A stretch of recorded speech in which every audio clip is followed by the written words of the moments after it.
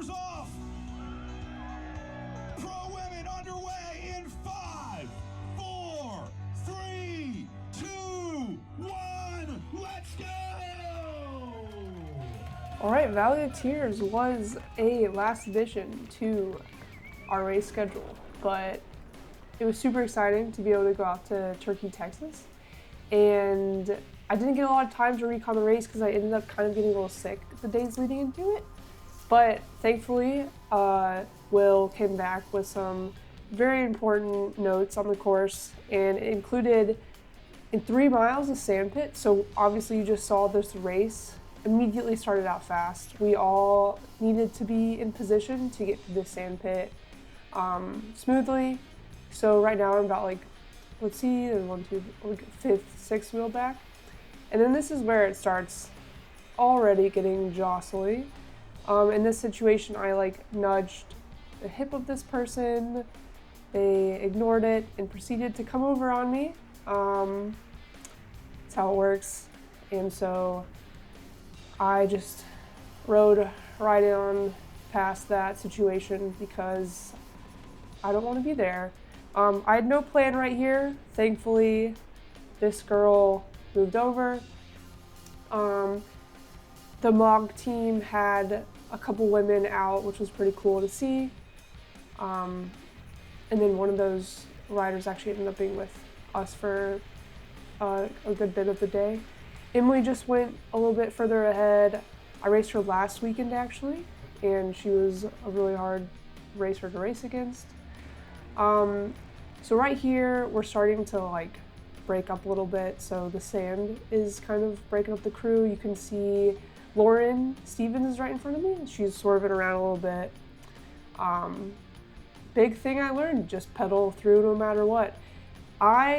Not a skilled rider in the sand. I have no sand around me. I should have practiced in sand, lesson learned, dropped this front group, and I had to put in 1 minute and 16 seconds at like 370 watts to catch back on, but I knew I had to do that if I wanted to ride with anybody. I was just no man's land after that sand section.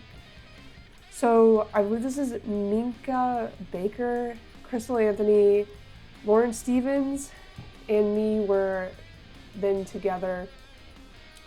We rode together for a while. I would say like,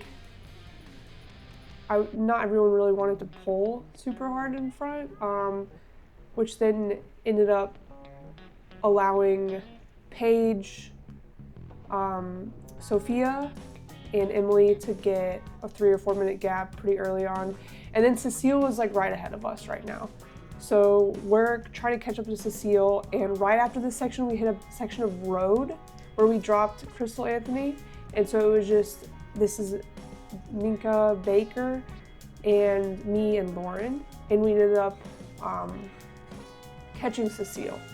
So this was a little rough section right before the road where you had to get off your bike and run. At least I did, because I fumbled in the sand, and then you could get on a trail on the right hand side and run up that like techie section. And like I said, it ended up just being the 3 of us, you can see right now, until we caught Cecile. And this is that road section where we jump back on the pavement. And then I don't know in terms of like gravel teams what the dynamic is going to be, because it's like new territory.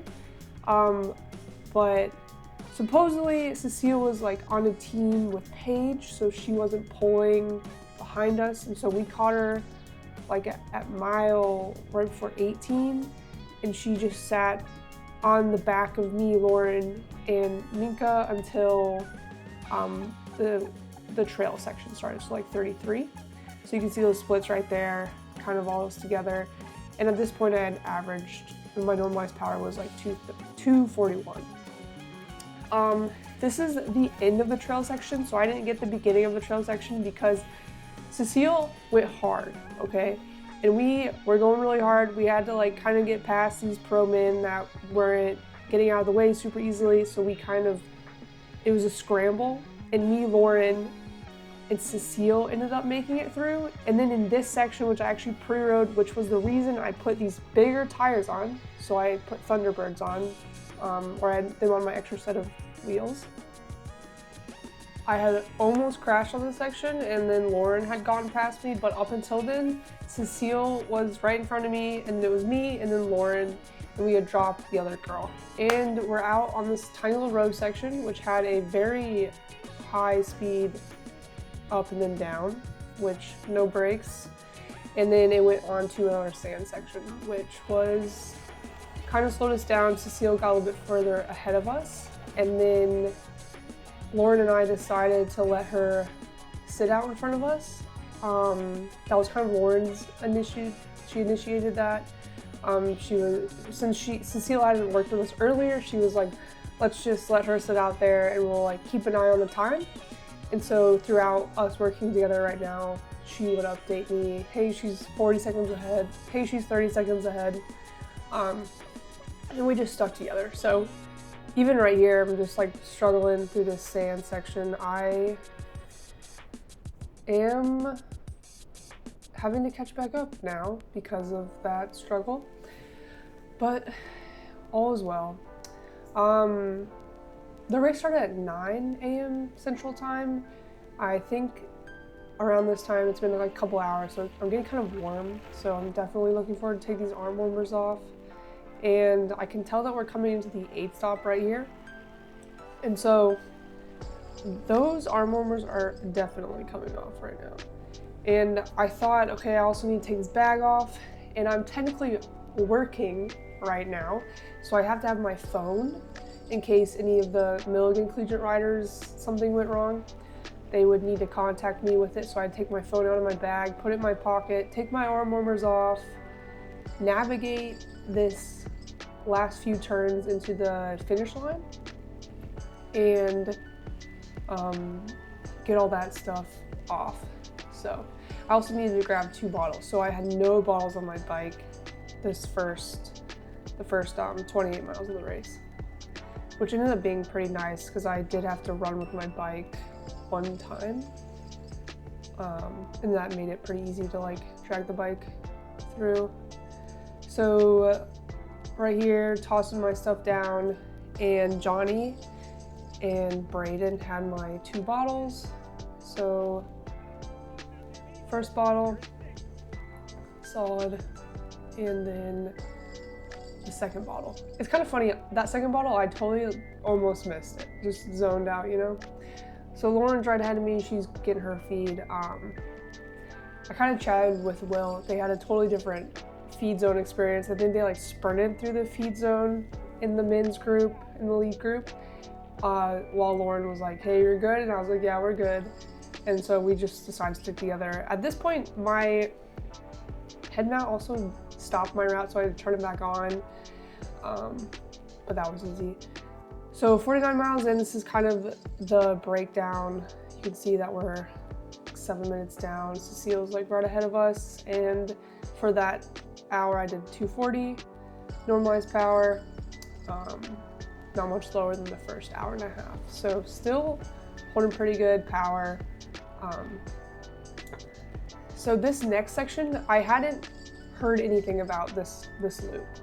So I didn't really know anything about it. I knew that there was a long downhill road section, and the points where I was really feeling it on Lauren's wheel or like on pulling and just like not feeling it, I was like, you just have to get to the road section because that would suck to do by yourself. I did not know about this sand section right here, and this is actually where I think it was a decisive point for my race and Lauren's race. So I kind of fall back right here, swerving. This guy's probably like, what the heck is she doing? I don't know. I don't know what I'm doing, honestly. Lauren's way ahead at this point. I'm like, maybe I'll still catch up. Then this next sand section happens, and this is like right before the road, okay?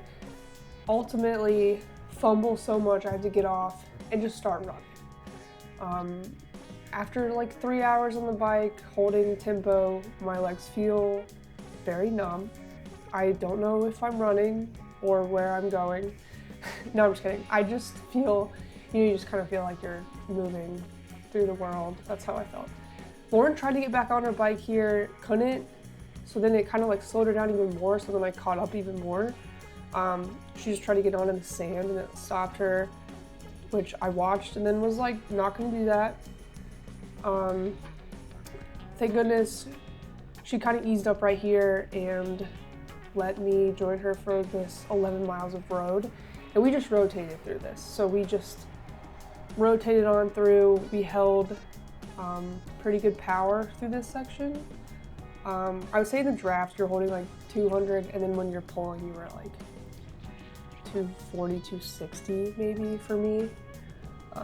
And then we get on through. We don't see Cecile anymore. We're on this road on this gravel. Very tired. This is me getting food from a couple guys because my stomach was just turning at this point. Like I said, I kind of had a little bit of sickness, so I think that was probably starting to take its toll. So I dropped Lauren and I had about like 20 miles to go. At that point, she ended up taking off. I think she finished like 6 minutes ahead of me. So I am just trying to maintain the position that I have at this point. Grabbed a Coke from the last aid stop. Thank goodness for that Coke, but it did take a lot to get down. I think I was struggling. This is me struggling, so enjoy. This was this really horrible like rail trail gravel that was kind of like lava rock. It's kind of crazy. We thought about this afterwards, but there was barely any people that I heard of that flatted during this race, even though this like rock was like sharp. So yeah, this is me finishing out the race and getting 6th place. So 6th place was within the prize money, so I got $1,000. Worth it. Yes, ma'am. Me as well. And then results right there. So Sophia won, Paige, Emily, Cecile, Lauren, then me. Pretty good. The last hour, 2.5 hours, I went down to 209 normalized power. So yeah, that was my race. And this was how messed up my bike was afterwards. So Valley of Tears is this really cool thing where they had a mandatory dirt crit for the pro fields the day before. So you had to start this to race in the pro field the next day. I think that more events should do this because it was very fun and it got the whole town of Turkey out, cheering us on. It reminded me of the crit racing that I do year round for my team. And it was really fun. It kind of felt like a cyclocross race because if you weren't within the first few wheels and if someone dropped a wheel, then you were off the back. So that kind of happened to me. But yeah, I think more events should do it. It was so awesome.